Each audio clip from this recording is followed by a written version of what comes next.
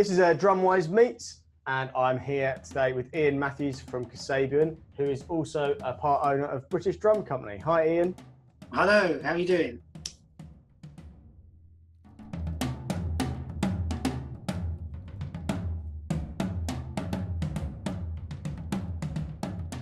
So, my first question, which you've probably been asked a zillion times, what equipment are you currently using? But obviously when I say currently, when you're on the road gigging in a normal environment. Yeah, in a normal environment. Well, actually right now, I might as well start where we are right now. I'm using what you're using, a Roland kit. Mm-hmm. That's getting me through lockdown. Mm-hmm. And it's been great fun. I love it. And I think I'm doing more playing than ever, actually, probably. But actually, when I'm on the road with Kasabian, which has been a while now, because we kind of took a year off. We took last year, 2019, off, and then this and that, and we were going to do a big gig actually in June, but that's obviously been pulled by the COVID-19 situation. So for that gig, I would have used my British Drum Company Legend series drum kit with a 24 by 16 bass drum, 13 by 9 rack tom, 16 by 16 and 18 by 18 floor toms. The 18 by 18 is quite naughty. They're quite rare, you know. People very often just do 18 by 16, but I kind of like the look of the step down, you know. And I use a Merlin snare, 14 by 6.5. I've been with Zildjian now for, I think, nearly 10 years. I think it was 2010 I joined Zildjian. I'm not too sure. I'm waiting for the certificate to drop on the map that Zildjian endorsees get. And actually, since I haven't looked at those cymbals since 2018, can't quite remember what I use with them now.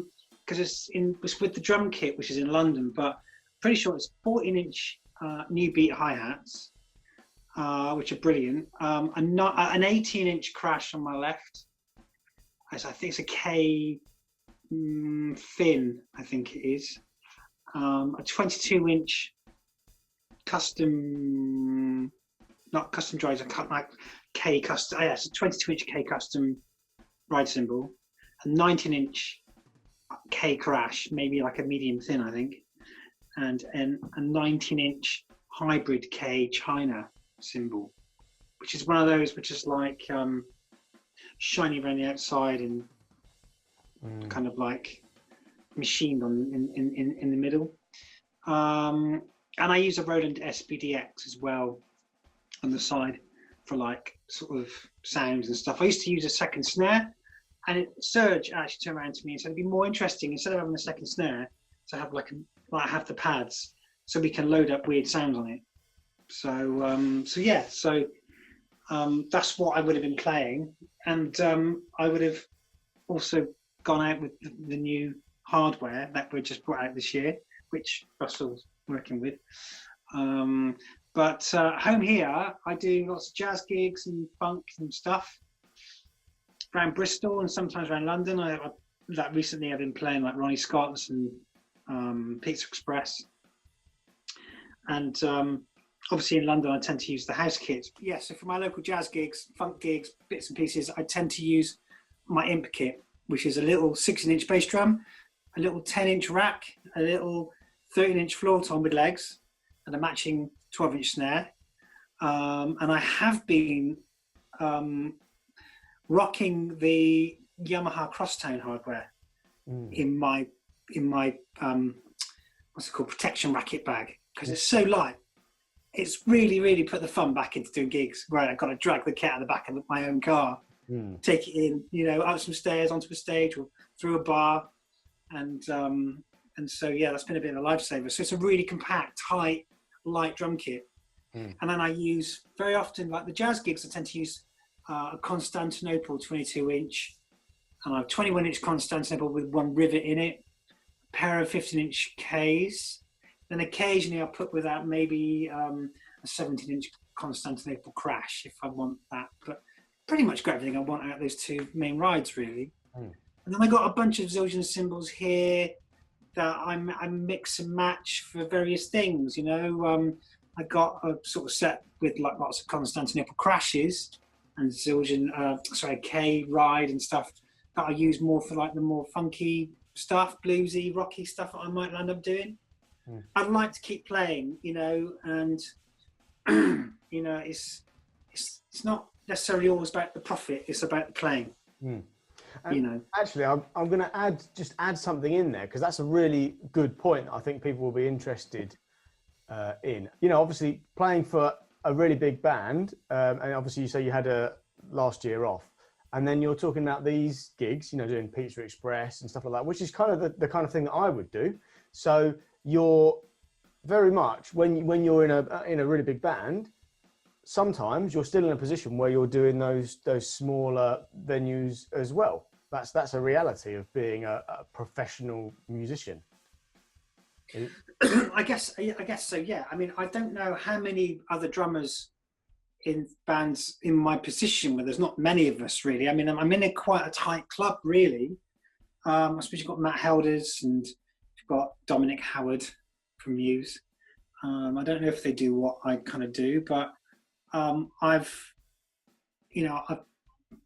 became a professional musician, if you like, when I was probably about 19 or 20 years old. And I've always been playing through from being a kid. And I was very lucky because I was very young and I was still playing with adults, getting paid when I was still at school, you know. So it's something I've always done. And then the whole Kasabian thing was a culmination of me being on the Bristol scene and then coming to Bristol to record. And I'm knowing the engineer who runs the studio. They did the demos in, and there was like 100 quid in it or something. And he rang me and he said, "Got this band from Leicester coming down," and that's where the meeting started.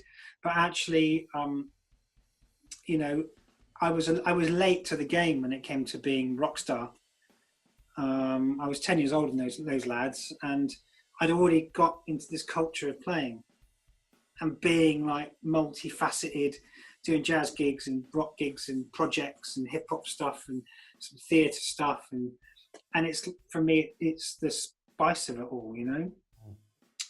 I mean, I became a pro drummer in the first place to get away from normal work that normal people, I can't say normal people do, but you know what I mean, the usual thing of getting up and going to a daytime job. Yeah. It wasn't for me. Yeah. And not because I'm a lazy ass, but because I realised I was dreaming all day of practicing the drums and getting on it and doing that. And so, if anything, the drumming was a passion, but also a way to emancipate myself from that life. So, and then other things came of it as it rolled, as my story started to roll from there, you know. Well, that's cool. And what age did you start playing? Well, according to my dad, I was having my first drum lessons probably around about the age of 4, 5. I remember when I first went to infant school when I was 5, we did a show and tell thing on the carpet, and I was showing them brushes and basic rudiments then on a snare drum. The other kids, you know, all sat cross-legged. So that's kind of a childhood memory. So definitely like late 4. And the guy who taught me was a guy who lived around the corner, as it turned out. My dad had been trying to find a teacher for ages around Bristol who would take on a 4-year-old, and no one would. And my dad kept hearing drumming coming from his house when he would walk around the corner to see his mate who lived around the corner. It was like, one more try, and this guy was like, "Yeah, man, I'll give him a go." And it turned out he was the drummer for the Brotherhood of Man, which is obviously, I was 4 years old in the early 70s, and they were a massive band then, having won the Eurovision Song Contest. So to be in that position, you had to be a on-it drummer. So I had really good training to start. Yeah, that's cool. Really lucky. And what kind of what music inspired you when you kind of first started playing? I mean, you know, maybe in your more like teenage years, I guess when you're 4, there's not so much of a like a genre inspiring? No, you're still trying to work the world out a little bit when you're 4. But I definitely wanted to play them drums. My dad was a pianist, and I wasn't interested. And I remember watching television in those days, and remembering the drama of the drummers with hair, and these drum kits seemed to shake. And now looking back at that, the drum kits were shaking about because they were all using 60s hardware, and they were playing in rock bands, so they were smashing the head out of these drums with this pencil-like hardware, so everything was like rocking, and then I think, I don't know how old I was, but I got given an album by Buddy Rich, live at Ronnie Scott's, and I definitely wore that album out completely as a kid, because I've still got the album, and there's parts of that which, like, the grooves are just one. I think I got to about 11 or so, and then I discovered, the new wave British heavy metal at the time, which was bands like Iron Maiden, Judas Priest. I suppose they're a little bit old at that point. They've been going on for a bit, but Deep Purple, AC/DC, all that kind of stuff. Motorhead, got well into that. And that was exciting to me at that time. Yeah. And Nico McBrain, the first album I bought was Live After Death, which was Iron Maiden's live tour, like live recordings of their tour. I think it was when they bought out Power Slave, I think, I'm not sure. But anyway, so I got well into Iron Maiden. I love Clive Burr from the first few albums, and I love Nico's playing. And then obviously as time went on, I got older, got to discover more about drummers, and I was asked the other day about my top 3 drummers, and it was like, that was easy probably when I was a teenager, but it just gets harder and harder and harder to answer that question. Yeah, big time. As you get older, and you work, the more you realize about the instrument and the people who play it, and the people who've made it even the slightest mark on the instrument, whether on the international scene or national scene, or even people that you might just bump into one night in one of your local venues, and there's a drummer on that drum kit just making you go wow, Yeah. So it becomes a bit of an endless thing. Yeah. Well, and funnily enough, my next question is, do you have an all-time favourite drummer? And I know that is, well, I mean, for me, that's an impossible question, because I couldn't give one. So if you can't give one, just a list of some that have inspired you. But if you can narrow it down to just one, then awesome. I went through different phases of particularly looking at drummers. Like I say, my buddy Rich, I actually saw him live in 1985, I think it was. I've still got the program back there somewhere with it. And I was very much younger, and I went up to the table afterwards, and still got he signed it and everything. Wow. And he was a larger than life character, and something of his energy and his wit and his, I don't know, it's just tour de force on that drum kit. And he'll always live with me, that man and what he did. Obviously Nico, as I was saying, I've got like Mitch Mitchell, and I even love some of Ginger Baker's work as well. I think it's incredible. I find myself in studios to this day if I'm doing a Kasabian track or some kind of thing for somebody, and I still sometimes in my mind do a Ringo, and then sometimes I'll do a Charlie. They're still there. They are so in me, what their approach is, or to what my idea of is their approach, their soundscape, their poetry, the way they do things. So although on the surface of it, I wouldn't maybe say that, I know deep down inside me, they come out, when I need them, Yeah. And then there's I love Peter Erskine. I love his way. Some of the music he's created, and I love the books he's done and stuff that he's made over the years. And I love the YouTube stuff and the teaching thing he's done. Jeff Hamilton is a stupendous player, in my opinion. His brushwork, his poetry on the drum kit is incredible. And going back to that side, I mean, Tony Williams. Tony Williams is like running water, isn't he? Yeah. It's just like, wow. He just rolls. It's like watching like a fountain or something, or a waterfall. And however quick that or slow that flow, that tide has to be, you know, he's just there. He's just beautiful. Joe Morello. One of my actually all-time favorite drum sounds is from Dave Brubeck's Take 5. Just incredible, you know. And then I can remember just loving just being bamboozled listening to Dave Weckl. Just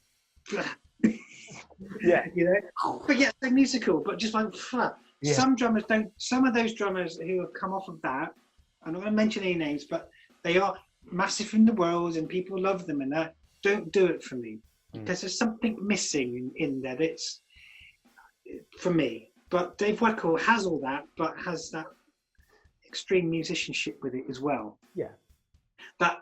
He would be, take all that junk away, if you like, he would still be the best 2 and 4 man ever as well. Yeah. If you see. Yeah, absolutely. And then you got the famous three. You got the three amigos who did that wonderful Buddy Rich memorial, which is Dave Weckl, Steve Gadd. I watched Steve Gadd's up close probably when I was about, I don't know, 10 years old or something. I was in a drum line for a local drum corps, and I remember being around the drum instructor's house. I can't remember why, but I remember him showing me that. And well, Vinny just makes you want to laugh, you know. Yeah. So yeah, I mean that's just a few. I mean Jim Keltner, and then you got like, who doesn't love Bernard Purdie? Yeah. You know, and then who could possibly love the drummers of James Brown? You know, Nate, what's his face, Clayton, and what was it, Clive? You know, they're just incredible. Just yeah. So it just goes on and on, doesn't it? Really. And that's great because you've given us a really good list, and you know, for people that are watching this that need some inspiration for some you know, drummers that are just starting out and they want some inspiration, those names Ian's just said they are the ones. Like just get on. And kids these days are so lucky with the fact that they've got YouTube, whereas you know we would have had to buy the VHS or whatever and buy the book, and you know. Well, this is the thing. Yeah, I mean, I never had any money. I come from like a normal background, and then even when I went pro, it was like, you know, you would do a function gig, and the only way you could do the function gig was by reading, you know, or making it up from anecdotal memories of when you once heard that record, or just being fierce enough with what you do to make it up, and everyone kind of go, yeah, that was great. That wasn't right, but it's great. And I guess there's a different pressure now because of that, though, because we've got Spotify, because we've got YouTube and everything else. People today have got an endless supply of music to reference. So, you know, you can't get away with the COD versions of covers because you get your set list through. You can damn well have that down for the weekend. Whereas back in the day, back in the 80s, whenever I would do a wedding gig or something, you know, yeah, you had the music. Or you just kind of played it off the top of your head, you know, which interestingly, I think possibly has done me a lot of good for creating my own voice as a drummer. But as you say, people are very lucky now because you can cross-reference everything, you know, and cross-reference multiple covers of that tune by all these different people. I do also feel, by the way, that the internet is also slightly dangerous for young drummers because, you know, you get these guys that are juggling their sticks that are on fire or bouncing a basketball and then throwing it into a hoop and then playing a groove. I don't know if you've seen that, but, you know, and just stuff like that. You're like, that's not that's not drumming. That's just being an entertainer, which obviously very much, if you're in a band, We are. we are entertainers. But the most important thing is what you sound like and your groove. And I think a lot of kids forget that. And I think, so YouTube can be amazing if you're watching the right stuff, but you kind of have to be careful with it.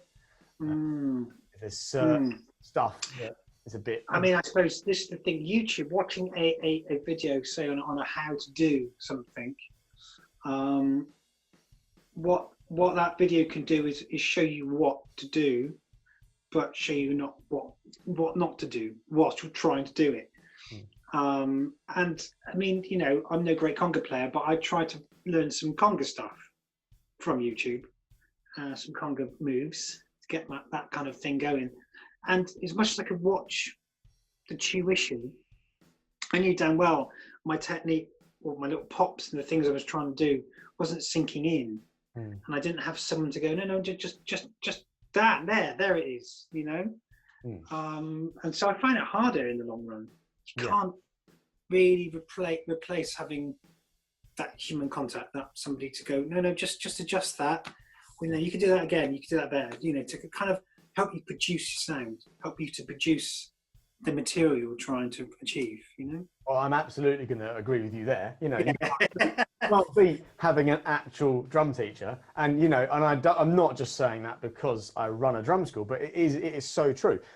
You can learn stuff, you know, you can learn tons of stuff off YouTube, but you haven't got that person sat with you saying, right, that's not actually quite right. You need to do this. And so, YouTube's great, but you just got to kind of be a bit careful with it, I think.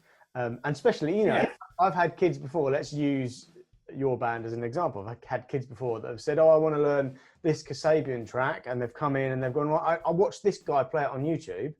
And I go, go on, then show me it. And then they play it. And I'm like, And then I pull up the video and I'm like, that guy's, like, he's not quite doing that. It's not quite, I don't think that guy's listened to the song. You know, so it's kind of, that's why I always say, watch the original guy. But actually, I just thought of this question for you as well, because this is a really good one. You've recorded your drums to the song. So let's say, let's just say Fire, for example. You've recorded your drums to Fire, and then you know you play it like hundreds of times at live shows.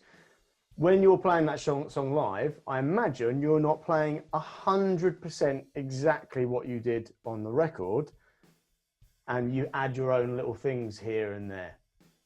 Well, what I land up doing is dramatizing it for live, or abridging it, if you like, because the kind of way Kasabian is, it is bombastic, or more bombastic live. There is. We need to kind of eke out the drama, the dynamics between the tunes. You know, we keep an eye on the flow of the set, but when you're inside the song, there's definitely ups and downs. And I do call on some quite basic rock and roll strategies to create movement in that song, going from a hi-hat, letting the hi-hat breathe, maybe with some opening the hi-hat a bit, coming over onto a ride cymbal, and I've got various different modes in the ride cymbal. You know, we have like the tapping with the tip of the stick on the main part, you know, camber of the cymbal, and then you've got like you could do that heavier and heavier, so you're working your way out of the cymbal towards me to the you know, the near edge, so it becomes more washy, and then you can start bringing in the neck of your stick, shoulder of the stick into the cymbal to get that whoosh sound.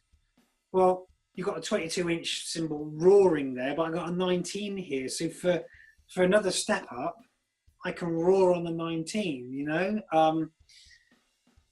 So there's the same rhythm, but I've got all these different, how can I put it, gears to go, if you see what I mean. So on the record, it's still going because it's still like funky and groovy and going along under a tune, but live, you know, they're opening the guitars up and it's getting near to the end of the tune. So that's, I'm going to wade away a bit more, you know. I'm going to put some little fills in, an extra phrase, you know, catch a phrase or something with the cymbals or something. whereas it's much more deadpan on record. Yeah.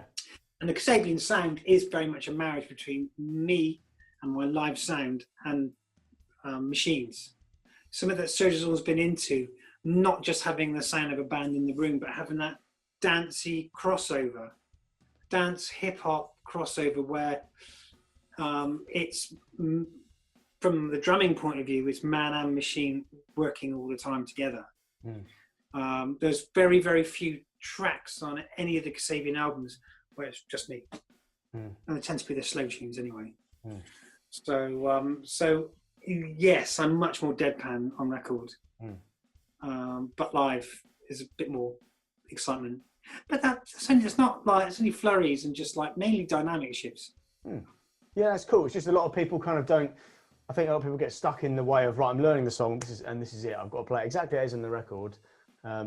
You know, and I think people get stuck in that trap a little bit. It depends what you're learning it for. But I think the reason I asked you that is because you can say for sure, look, you know, it's recorded like this, and then when I play it live, I just pop a few fills in, or I play it on the crash when I actually played it on the ride.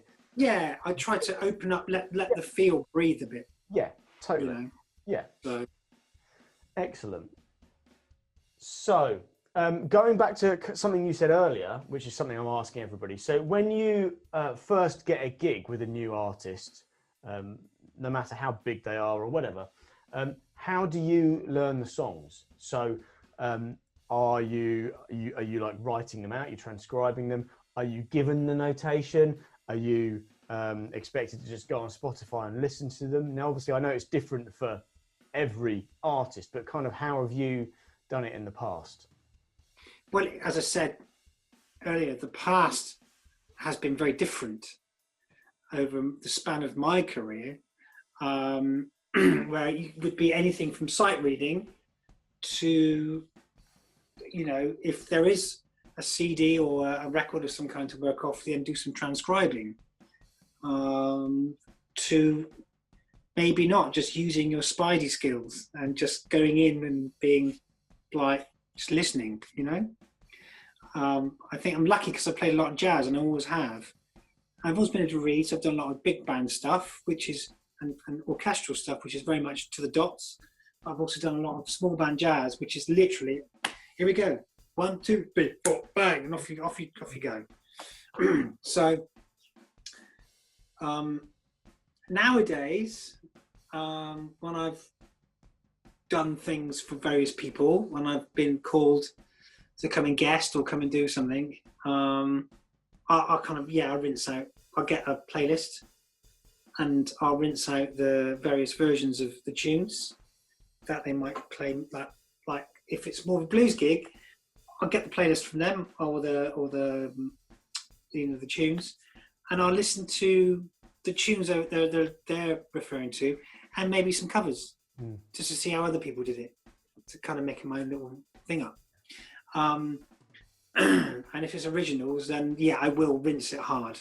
I will go round and round and round and round. I don't tend to write it down because I want to be able to memorize it like I'm in the band, if you see what I mean. Yeah. But sometimes what I have done with the big band stuff that I've done from time to time, because I've done so much touring with Kasabian, my sight reading chops have slowed down a lot. I will occasionally, if I can, get the parts through, especially if it's big band stuff. There's lots of chopping and changing and big phrases, and then from that I'll eke out the nearest corresponding versions that I can find on album that correlate with the parts. And that's really good because that becomes a listening exercise in itself. So and then just try to soak in the language. But very often home here, when of an evening and doing some cooking and maybe having some dinner or something, I'll very often play TSF Jazz, which is a Parisian streaming radio station, digital radio station, and it just streams jazz.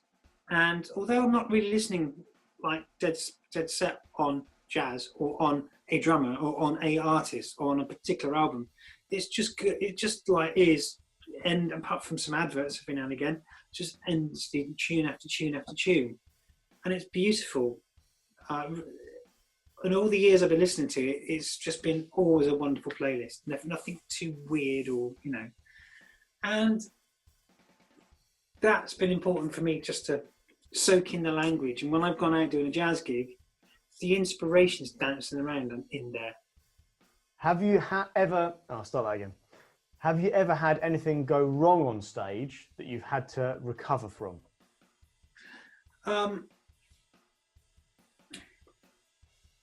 Well, yeah. Things happen on stage, you know, all the time. I've had bass drum pedals go, and it's like, what do I do now? Or the whole bass drum head go through, you know, and go, right, I'm going to play, and then play on my floor tom, play some kind of basic form on the floor tom. I've had to get away with that a few times, you know. But yeah, I mean, things over the years. I mean, I did a gig years and years and years ago when I was very much younger, and you know, a total bar fight kicked off in front of the stage, and we kept playing, and it's the most bizarre thing ever, because glass did come over, pint glass, a pie flew over my shoulder because I was near the back of the stage and stuck to the wall just behind me. Who the hell's flinging a pie in a bar fight?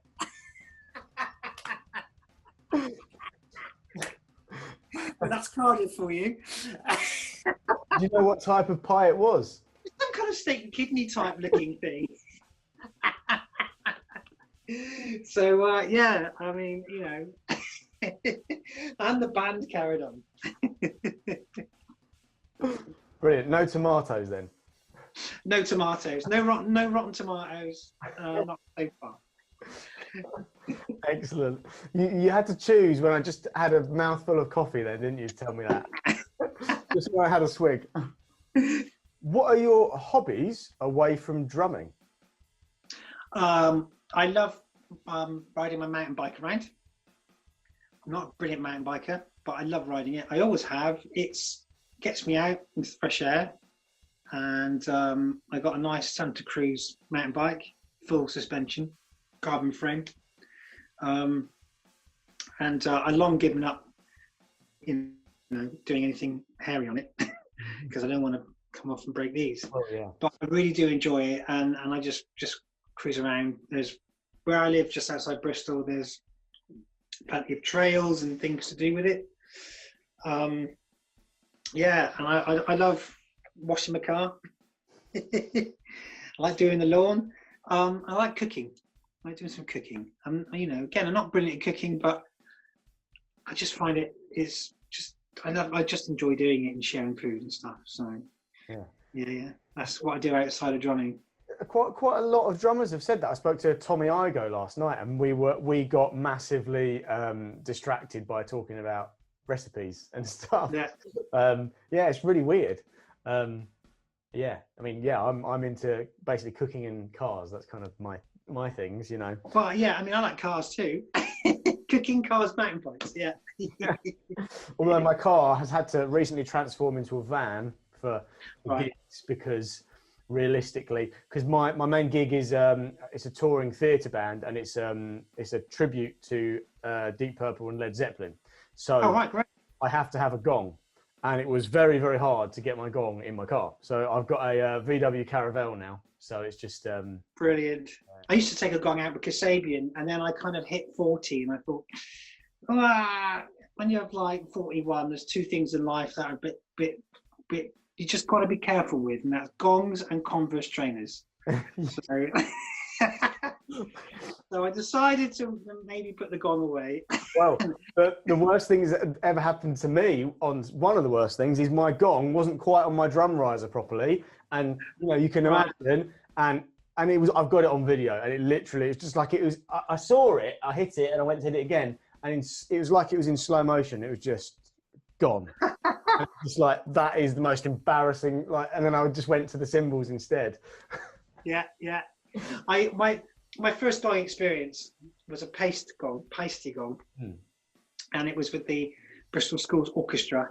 And I wasn't driving. Must have been 14.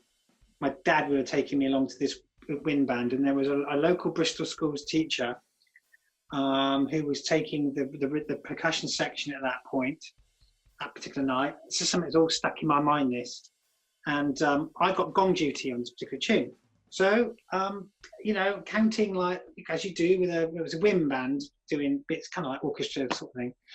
You're doing like 45, 2, 3, 4, 46, 2, 3, that kind of thing. Fucking gong's coming up. I've been here. Here we go. And whaff goes the gong, and I get the biggest bollocking ever in front of the whole wind band. What are you doing? And apparently I meant to warm the gong up, and then I meant to strike it, glancing blow, allow it to breathe, and then bring it back down. Very Partridge, the way I just did that. So go forward maybe 12, 14 years later, I'm doing panto. Got my first panto at the Theatre Royal. 2 shows a day, 6 weeks, Aladdin. Mm. I've been teaching for the Bristol Schools for a few years, and when asked by the MD to get I need a gong for this because it's Aladdin, you need a gong. I went back to Bristol Schools and I said, can I borrow a gong, please? They went, yeah, just go bring it back, in January once you're finished. And it was that gong. It was the pasty gong that I got such a ripping for in front of a whole wind band. Took it to Aladdin the first day. I have not played a gong since, by the way, so I'm all ready to do the whole like wishy business with it. The MD wanted gong, and he wanted gong now. None of this warming up, gong. And then at the end of every scene, and usually the beginning of most scenes, there was a gong, and he wanted more gong because I was down in the pit, and he got me hitting this gong so damned hard that one particular performance it swang so much it went opposite to its stand, and the whole thing went over. Anyway, 2 shows a day, 6 weeks, the gong went back in one piece. Anyway, that's a gong story. Mine gets 0 warming up either. Literally, at the end of a whole lot of love, it's just, that's it. I think those pasty gongs are really well made. Actually, I give them that because it was brilliant. I was a Kasabian guy for a while, and I got through 3 gongs. They look like they've been hit by armor-piercing rounds. Really? And I do a Kasabian show, and we go, fun. It's like, there's another one. Is it a big beater on it? Big beater. I think it's just obviously how the width of the bit, but the Zildjian ones I have are still in Kasabian headquarters in London, in our big cage where we keep all our gear. And they held up, the Zildjian ones, so I don't know what's going on with Kasabian gongs, but I killed them. But this pasty gong took a pasting, literally. And it survived. Mine's an Istanbul Agop, and I love it. I absolutely love those cymbals. They're incredible. Right, so what's been the highlight of your career so far, do you think? Playing Glastonbury, headlining Glastonbury in 2014. That's it. That's the highlight. That's, I mean, you can't really, I mean, that's it, done. Question finished. Like, there's not really, well, no, but there's not much that's going to top that, is there? I mean, yeah. That was a remarkable moment for me. So, yeah. Especially being Bristolian and it being my local. And I started playing Glastonbury in '94, doing like all the small stages. Right. Yeah. So that was like a 20-year sort of bookend. 94, playing the Avalon stage, and then doing all this stuff for most of the years. I've done something down there. A few years I've not got down there, but most years as a Bristol musician, I've done maybe 2, 3, 4 gigs over the weekend. And then on to Kasabian, doing the other stage a couple of times, and then doing some pyramid stage shows over a few years with the Arctics and with Bruce Springsteen and that. But then coming to that actual headline on a Sunday night, 20 years after I started was like, well, wow, I'm done. Well, that's what as a kid, that is literally that's what you dream of, isn't it? Like to play something like that. So yeah, I mean that's a pretty good answer to that question. Cool.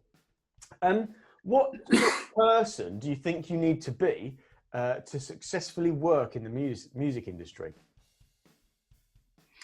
I could say absolute idiot. Because it is a crazy job. It is a crazy thing because there's so many balancing factors to it. It's where your passion lies. But it's also where you want to pay the bills and make the numbers add up. So, but people on the other side can see that. So people are not so keen maybe to pay musicians very handsomely, particularly working musicians, because it's kind of confuddled with the fact they're playing for their passion. Do you know what I mean? So it's really quite a challenging place to work from. Particularly if you're going to try and turn it into a business of some kind, whether you be like a sole trader, just gigging about, starting the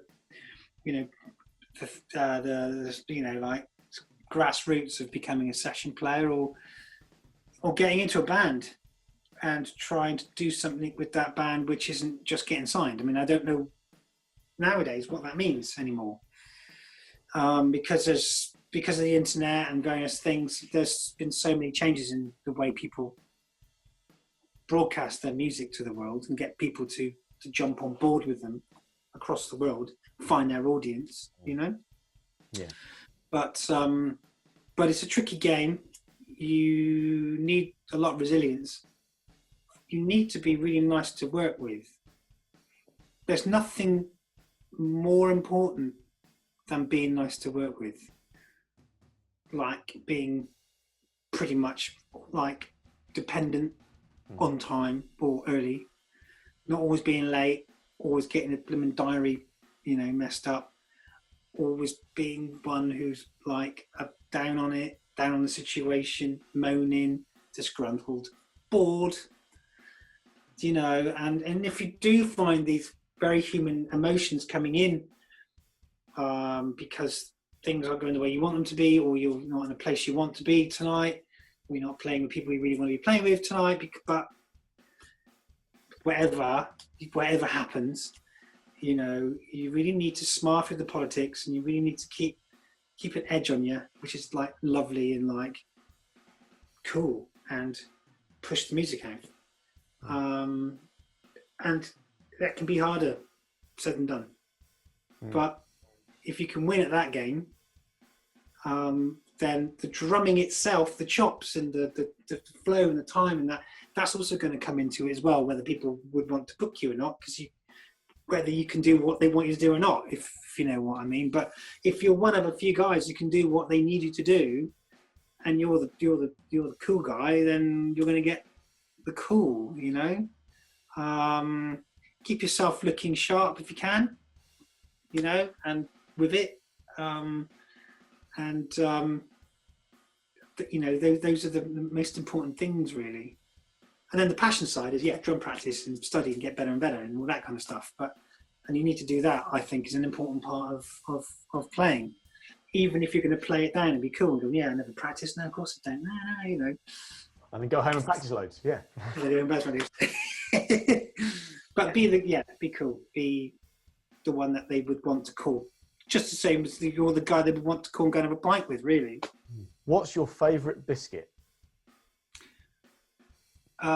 Fruit shortcake, also known in this household as dead fly biscuits.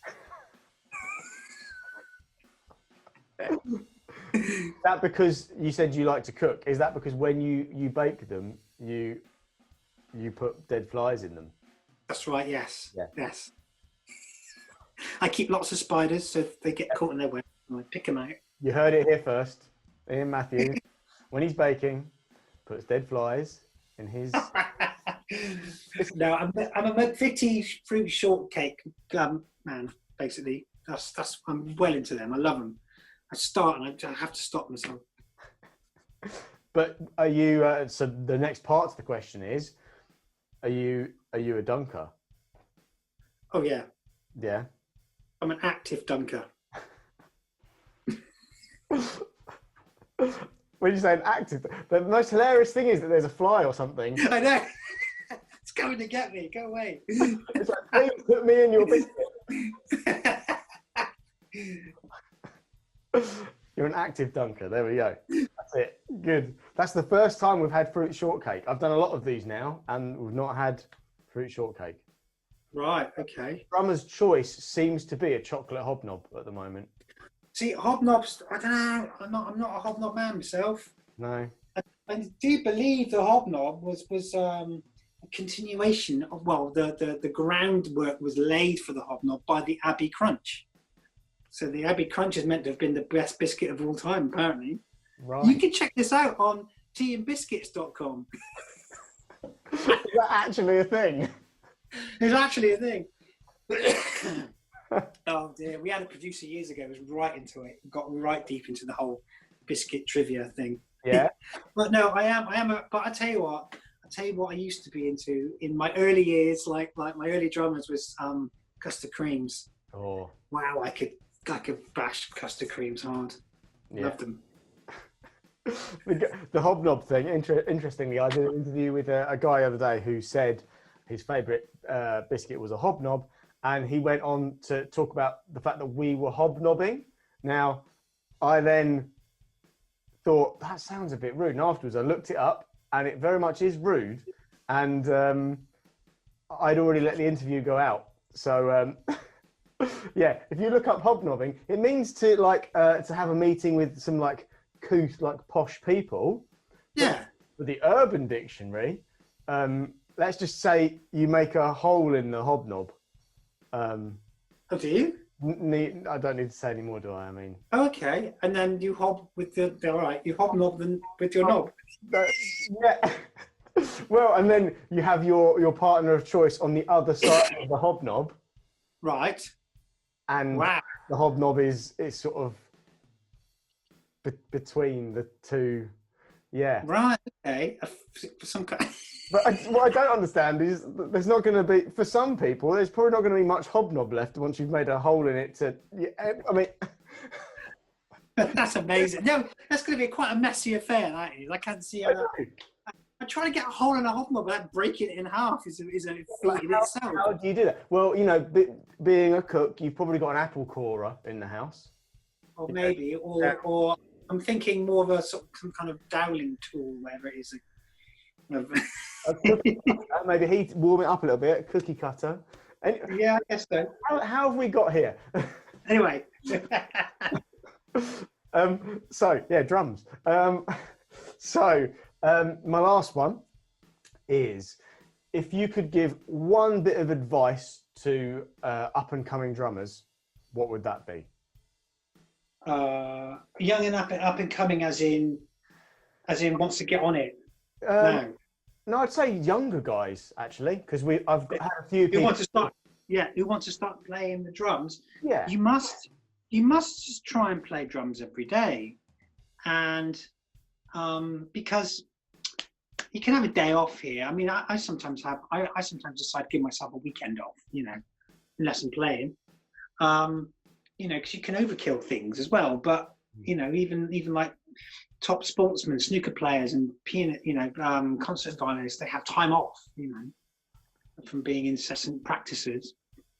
But you need to just play every day, and the more you put in, the more you get out. And if you're playing every day, even if it's just 20 minutes, do some ritual stuff, do some playing, your whatever you're studying to a click track, maybe not to a click track, and then maybe play to a few tunes and try and work some tunes out, or maybe just solo, but do something every day. Do something every day. And it'll all start to fall out of your hands and feet. Excellent. Just something you said that I had to stop myself laughing. When you said the more you put in, the more you get out. My mind just went back to hobnobbing. Back to hobnobs. Is this cricket counter big enough? Oh, there we go. Just enough hobnob left to look like Jupiter's ring. That's what you. But then, why hobnobbing? You could use a party ring. A party ring? It's already got a hole in it. Yeah. What's a party ring? Oh, come on. Think back to like kids' parties. They're like circular biscuits with a hole in the middle and they're like vibrant. Oh, yes. Yeah, with the pink, with the, yeah, them. Yeah. Lines. Yeah, party rings. You know, they've got a hole in them already. So. I know, but it could be a challenge getting into that hole. Yeah, just make it slightly wider. Ian, it's been an absolute pleasure talking to you. Thank you so much for your time this evening. Stay safe and see you soon. Absolutely. Thank you so much. And yeah, let's catch up again soon.